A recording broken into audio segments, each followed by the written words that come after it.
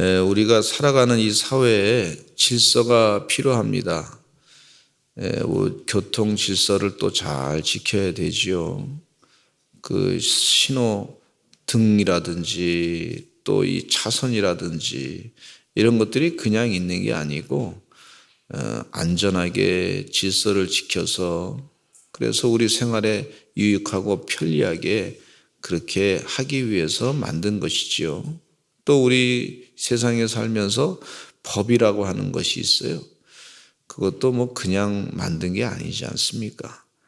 질서를 따라서 법도를 따라서 그렇게 잘 살기 위해서 서로 잘 살기 위해서 그렇게 법을 만드는 것을 볼 수가 있어요.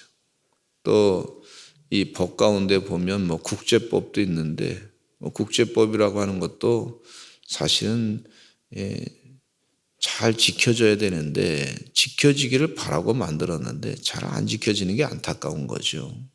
그래서 약한 나라들, 작은 나라들이 강대국에서 참 어려움을 겪을 때가 참 많이 있는 것을 볼 수가 있습니다. 이번에 러시아가 말이죠 우크라이나를 공격한 것을 보면 참 마음이 아파요. 빨리 러시아가 깨닫고 자기 본국으로 돌아가야 될 줄로 믿습니다. 국제법 그것뿐만 아니라 하나님의 법도가 있는데 왜 남의 나라 가서 말이죠 자꾸 이렇게 이러쿵저러쿵 하면 그러다가 보면 전쟁이 시작돼 가지고 본국 러시아도 지금 큰 어려움을 겪게 됐어요. 어리석은 판단하게 됐는데 우리 예전에 다윗 왕이 말이죠 군사가 얼마나 있었냐면 130만 명이 있었습니다. 그 130만 명의 군사를 가지고 세계를 정복하려고 그러면 할 수 있었어요. 왜냐하면 징기스칸이 25만 명 가지고 세계를 정복을 했거든요. 그런데도 다윗은 그렇게 정복 정쟁을 하지 않았습니다. 이유가 뭐냐면 이 나라의 경계는 하나님이 세웠습니다. 하나님이 세우신 그 경계를 내가 함부로 깨고 갈 수 없습니다. 이런 마음이 있었어요. 그래서 자신의 욕심을 가지고 하나님의 군대를 마음대로 막 그렇게 사용하지 않았습니다. 우리가 이 다윗의 믿음을 가지고 살아야 될 줄로 믿습니다. 질서, 하나님의 거룩한 영적인 질서가 있습니다. 이 고린도 교회에 하나님의 복을 많이 주셨어요. 얼마나 큰 복을 주셨는지 몰라요. 이 고린도 교회에 수많은 은사를 주셨어요. 수많은 영적인 체험도 주셨어요. 각종 막 증거들이 막 나타났어요. 그래서 막 그냥 교회가 막 그냥 크게 부흥했죠. 근데 그 교회 지도자들 가운데 바울파, 아볼로파, 또 게바파, 나는 예수파 이래가지고 서로 이제 교회가 파당이 생겼는데 서로 우리 파가 더 좋다고 하면서 자신의 그 영적인 은사를 자랑하기 시작했어요. 각종 은사를 막 자랑하기 시작하고 다른 파당보다 우리 파당이 더 좋습니다. 우리 파가 더 훌륭합니다.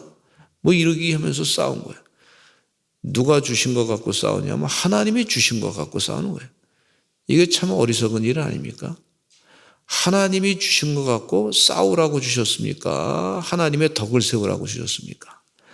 하나님의 덕을 세우라고 주신 건데 그거 가지고 서로 으르렁대고 싸우는 거예요. 이 참 안타까운 일이죠. 하나님이 우리에게 주신 거 많습니다.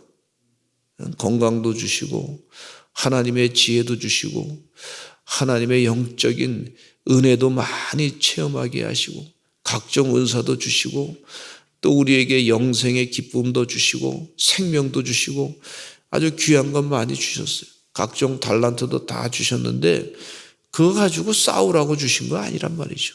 하나님의 덕을 세우기 위해서 주님 나라와 그의 의를 구하고 확장시키기 위해서 주신 거란 말이에요. 본질을 잊어버리고 나니까 그냥 자꾸 교회 안에서 그냥 싸움만 벌어지는 걸 볼 수가 있어요. 교회가 존재하는 것은 생명을 살리고 선교하는 것입니다.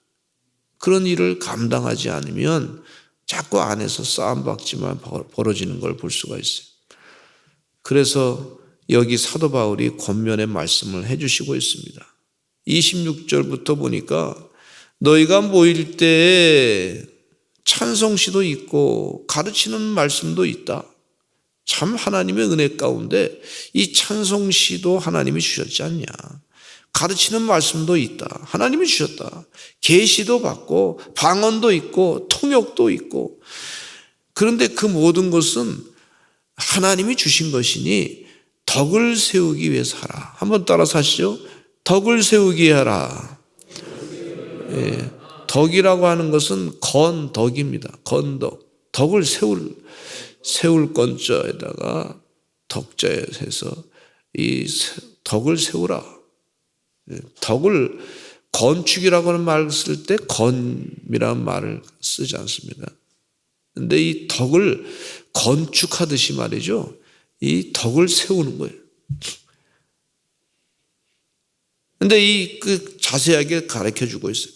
그 방언으로 말하거든. 이 방언의 은사를 하나님 막 부어주셨어요. 고린도 교회. 또 통역의 은사도 막 부어주셨어요. 예언의 은사도 주셨어요. 할렐루야. 얼마나 감사해요. 우리에게 각종 은사 주셨어요. 어떤 사람은 은사 가운데 보니까 아주 그냥 은사가 참 많습니다. 성경책에는 이 9가지 은사를 얘기한 것도 있고, 그런데 보니까 은사가 각종 은사가 막 그냥 하나님께 성령이 역사하면 말이죠. 많은 은사가 있어요. 어떤 분은 보니까 이 사업적인 능력이 있어가지고 이 돈 버는 은사가 있으시더라고. 그리고 다른 사람에게 일자리를 만들어줄 수 있는 은사도 있으시더라고. 그런 분이 있어요. 그런 분이 참 귀한 분이시더라고. 그렇다고 해서 하나님이 주신 은사를 가지고 싸우는 데 사용하지 아니하고 자기 교만한 데 쓰지 아니하고 겸손하게 일하시는 분이 계세요. 얼마나 감사한지. 덕을 세우기 위해서. 그래서 자신의 생활은 하나님이 주셨으니까 하나님이면 마음이 충분한 거예요. 하나님으로 가득 채워가지고, 그리고 자기가 주신 하나님의 달란트 가지고 많은 사람들에게 일자리를 만들어서 지혜롭게 잘 먹여 살리는 거예요. 그래서 열심을 다해서 교회를 위해서 덕을 세우고 생명의 말씀을 세계 만방에 전하는 그런 귀한 일에 쓰는 것을 볼 수가 있어요. 각종 은사가 있더라고요. 우리 교회도 많은 은사를 하나님이 부어주신 줄로 믿습니다. 그런데 이것이 무슨 싸움의 도구로 사용될 때, 우리가 저로 잘났다고 자랑의 도구로 사용될 때는 마귀가 그 가운데 역사하는 거예요. 그래서 사람의 일을 생각하지 아니하고 하나님의 일을 생각하지 아니하고 사람의 일만 생각한다. 그래서 예수님께서 꾸짖지 않았습니까? 근데 우리가 하나님의 일을 생각해야 돼. 주신 달란트 가지고 교회의 덕을 어떻게든지 세워야 되겠다. 다른 사람을 유익하게 해야 되겠다. 이롭게 해야 되겠다. 이 교회가 바르게 든든하게 세워져 가는데 힘써야 되겠다. 이런 마음을 가지고 사용하시기를 간절히 축원합니다. 하나님께서 나에게 많은 은사를 주셨어요. 그런데 그거 가지고 내가 잘났다고 자랑하는 데 사용해서는 안 될 줄로 믿습니다. 그래서 늘 이 간증할 때도 기도 많이 하면서, 그러면서 내가 자랑하는 데 쓰지 아니하고, 또 이것이 잘못하면 마귀의 도구가 될 수 있으니 그렇게 하지 아니하고 하나님께 덕이 되는 그런 간증이 됐으면 좋겠습니다. 그렇게 자꾸 기도하면서 또 간증을 하시면 되겠습니다. 하나님이 다 도와주시고. 여기 말씀에 방언으로 말하거나 거면 두 사람이나 많아야 세 사람이 차례를 따라 하고 한 사람이 통역할 것이다. 방언은 반드시 통역이 돼야 된다. 이렇게 말씀해 주고 있어요. 통역하는 자가 없으면 교회에서는 잠잠하고, 그렇게 잠잠하라고 말씀해 주고 있어요. 우리 방언의 은사, 하나님이 주시는 은사입니다. 하나님의 주신 귀한 은사를 또 잘 활용하시기를 바랍니다. 근데 공중 예배 때 말이죠. 방언으로 막 기도하면은 이 교회 예배가 질서가 깨지는 걸 볼 수가 있어요. 또 이 통역하는 자도 없으면 교회에서 잠잠하라 그랬고, 예언하는 자는 둘이나 셋이나 서로 말하고 다른 이들은 분별하라. 예언이 정말 하나님이 주신 은혜의 예언인지 아닌지를 분별하라. 이렇게 말씀해 주고 있어요. 또 곁에 앉아 있는 다른 이에게 계시가 있으면 먼저 하던 자는 잠잠할지니라. 그래서 이 아주 사도 바울의 말씀 가운데 교회에 덕을 세우기 위해서 애쓰는 그런 일을 하라고 말씀해 주고 있어요. 33절에 같이 읽겠습니다. 33절 아주 중요한 말씀이죠. 같이 읽겠습니다. 시작. 하나님은 무질서의 하나님이 아니시오 오직 화평의 하나님이시라. 모든 성도가 교회에서 함과 같이 이렇게 말씀해 주고 있어요. 아니, 하나님의 은사를 잔뜩 주신 거 아닙니까? 하나님의 은사를 많이 주셨는데 그거 가지고 잘못 사용하면 그러면 다른 사람이 봤을 때 하나님이 뭐 무질서하게 하시기 위해서 막 은사를 잔뜩 주셨나 이렇게 오해할 수 있지 않습니까? 그러니까 우리 성도들이요 질서를 따라서 잘 신앙생활 해야 될 줄로 믿습니다. 저분들은 참 질서를 잘 따라가는 사람이구나. 그래서 감리교는요, 초대 감리교는 존 웨슬리 목사님이 아주 열심히 모여가지고 신앙생활 잘하고 하나님의 뜻대로 전도하고 그리고 기도하고 속회 때 열심히 모여가지고 그렇게 하다 보니까 사람들이 뭐라 그랬냐면 저 사람들은 규칙쟁이다, 규칙쟁이. 그래서 메도디스트라고 그러세요. 메소드가 이 규칙, 법도라고 뜻인데 저 사람들은 규칙쟁이야. 그래서 메소디스트라고 하는 별명을 지어줬어요. 우리도 말이죠. 하나님 은혜 가운데 질서를 따라서 잘 모든 일을 해야 될 줄로 믿습니다. 은사 주신 것을 질서를 따라 해야 될 줄로 믿습니다. 우리가 차 탈 때도 하다못해 순서를 따라 타지 않습니까?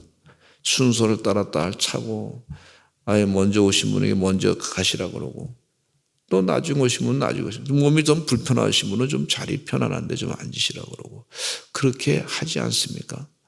질서를 따라서 어떻게든지 화평을 이루게끔 하기 위해서 그렇게 해야 될 줄로 믿습니다. 하나님은 무질서의 하나님이 아니세요. 근데 우리가 하나님을 무질서하게 만들 수 있다. 그렇게 보이게 할 수 있단 말이에요. 그러니까 늘 우리가 삼가 주의해야 될 줄로 믿습니다. 하나님의 영광을 드러내기 위해서 우리가 질서를 따라 잘 해야 되겠다. 하나님은 화평이 하나님이시다. 여기 분명히 말씀하시기를 질서가 없으면 화평이 깨진다는 말씀이죠. 질서가 있으면 화평이 이루어진다는 얘기예요. 그 말씀을 지금 해주고 있어요. 하나님이 우리에게 많은 은사 주셨습니다. 많은 각종 재물도 주셨고 달란트도 주셨습니다. 이거 가지고 교회의 덕을 세우기 위해서 애쓰시는 하나님의 종들 되시기를 간절히 축원합니다. 그래서 아주 저 사람들은 참 화평한 사람들이고 하나님의 질서를 따라 사는 사람들이고 그런 모습이 말이죠. 믿지 않는 영혼들에게 복음이 증거되는 놀라운 역사가 있고 이 질서를 따라 하게 되면요. 서로 다 잘 살게 돼요. 서로 다 복을 받게 돼요. 참 신기하죠. 어떤 사람이 천국과 지옥을 갔다 왔는데 밥 먹는 게 틀리더래요. 그냥 거기에 젓가락과 숟가락이 길게 있는 거예요. 길게. 근데 밥은 다 똑같이 나오는데 지옥에 있는 사람들은 자기가 그 큰 숟가락, 젓가락 가지고 말이죠. 밥을 떠서 자기만 먹으려고 그래요. 자기만. 그러니까 밥이 자꾸 일로 떨어지고 저쪽으로 떨어지고 그래서 제대로 먹지 못하고 얼굴 모습이 빼빼 말라가지고 말이죠. 사람들이 얼굴 모습이 다 신경질적으로 다 변했대. 근데 천국은 똑같이 밥상이 다 차려졌어요.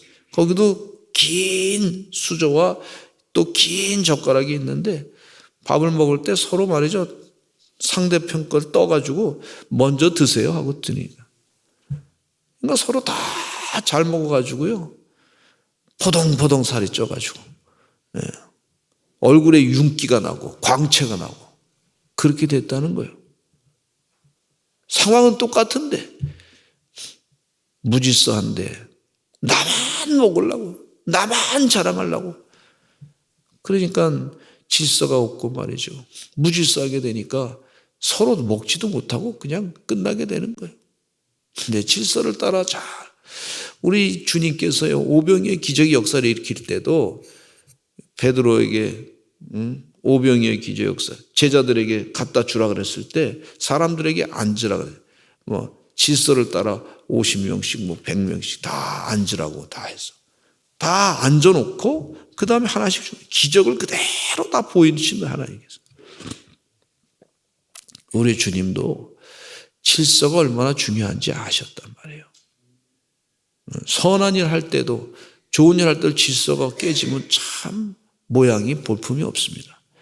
질서를 따라 행하시는 하나님의 종들이 되어야 될 줄로 믿습니다. 여자는 교회에서 잠잠하라 그랬어요.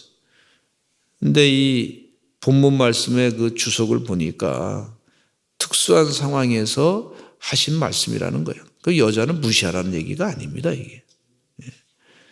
당시 상황이 어떤 상황이었냐면 가정 예배를 드리기 때문에 가정에서 다 모든 그 생활이 다 노출되니까 그러니까 이게 참 서로 말을 많이 하게 되면은 그 아주 은혜가 안 되고 덕스럽지 못한 그런 상황이 벌어졌던 것 같아요. 어떤 상황인지 제가 정확하게는 모르겠어요. 그러나 여기 말씀 가운데 보면 여자를 무시하라는 얘기가 아니고 특수한 상황 가운데서 하신 말씀이다. 그렇게 볼 수가 있어요.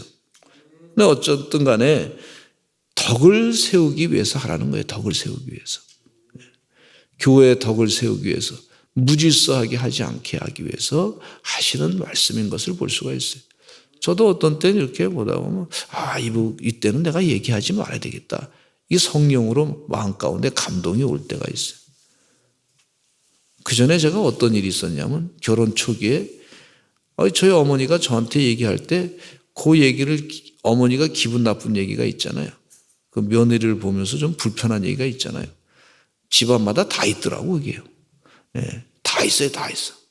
근데 그 얘기를 말이죠. 제가 아주 미련해가지고 저희 아내한테 그대로 얘기를 또 했어요. 그 아내가 또 불편한 얘기를 하면은 또 제가 말이죠. 그 얘기를 그대로 어머니한테 했어. 그러니까 나중에 두 분이 싸우시더라고 열심히 해요. 불편해가지고. 그 다음부터 얘기 안 했어요. 내가 이거 하면 안 되겠구나. 여자만 잠잠할 게 아니라 어떤 때 보니까 남자도 잠잠해야 될 때가 있어요. 괜히 쓸데없이 안다고 말이에요. 얘기하지 말아야 될 때가 있어요. 주의 은혜 가운데 성령의 이끌림 받아서 그 다음부터 얘기 안 하니까 어머니가 뭐라 하냐면 저놈은 이제 지 아내만 사랑한다고 말이죠. 또 그러시더라고. 어떻게 하나 내가 살 사람은 또 같이 저희 어머니보다는 아내가 또 들어온 사람이니까 또 잘 살아야 되니까 그 다음부터 얘기 안 하니까 그 다음부터 잠잠해지더라고요. 참 제 상황에 대해서만 말씀드렸으니까 각자 지혜롭게 하시기를 간절히 축원합니다. 그리고 품위 있고 질서 있게 하라 그랬어요. 40절 말씀에 같이 읽어보겠습니다. 시작. 모든 것을 품위 있게 하고 질서 있게 하라. 품위가 있고 질서 있게 하라. 이 성숙이라고 하는 단어를 그리스도인의 성숙이라는 단어를 우리가 많이 써요. 신앙이 들어서 성숙해져야 되겠습니다. 뭐 여러 가지 성숙의 여러 가지 일도 있겠지만은 품위 있고 질서 있게 하는 성령의 충만한 은혜 가운데 사시는 하나님의 종들이 되시기를 간절히 축원합니다. 우선순위에 대해서 우리 주님께서 말씀하셨어요. 너희는 먼저 그의 나라와 그의 의를 구하라. 그리하면 이 모든 것을 너에게 더하시리라.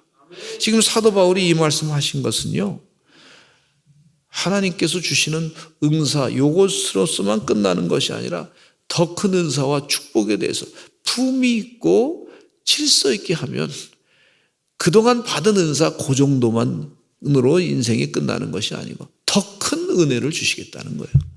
네. 그래서 더 큰 은혜를 사모하시면서 품위 있고 질서 있게 하시는 하나님의 귀한 종들이 되시기를 간절히 축원합니다. 저도 품위 있고 질서 있게 하기 위해서 더 많이 애써야 되겠다. 그런 생각을 가지고 있습니다. 기도하게 됩니다. 우리 다 같이 주여 많이 하시고 통성으로 기도하겠습니다. 광고 말씀 하나 더 드리겠습니다. 장인사 권사님 시모님이신 고 강복성 집사님의 발인 예배가 오늘 7시 반 서산의료원에서 있겠습니다. 교회에서는 7시 15분에 출발하겠습니다. 상당하신 가정 위로해 주시기를 바랍니다. 우리 다 같이 주여 많이 하시고 통성으로 기도하겠습니다. 주여